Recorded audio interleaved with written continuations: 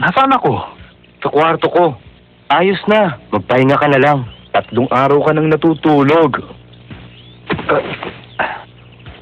3 araw na? Nanginginig pang katawan ko. Lahat sila ay nag-aalala sa eskwelahan at laging walang pasok. Huwag ka mag-alala. Tutulungan kita magpaliwanag sa mami mo.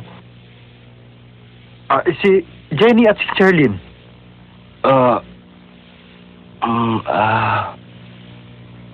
Si Jenny at Charlene! Alfred! Alfred! Kapag hindi ka nagsalita, hindi ko malalaman. Magsalita ka, Alfred! Ano bang sinisigaw mo dyan, Eugene? Ang ingay mo! Charlene! Jenny! Akala ko sa matatakot ko pa siya.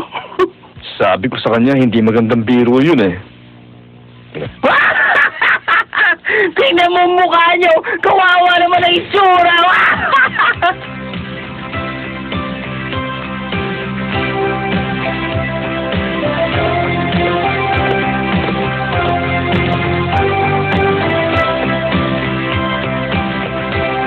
Jenny. Hindi. Galit siya sa akin. Pero hindi ko siya masisisi. Ako ang nagdala sa kanya ng mga gulo. Pero konting paliwanag lang, siguradong ayos na ulit ito. Maintindihan na rin niya ako. Hindi ko naman gusto ang mga nangyaring gulo dito sa amin eh. Jenny! Inaamin ko kasalanan ko. Nakahanda ako sa anumang parusang ibibigay mo. Patawarin mo ako.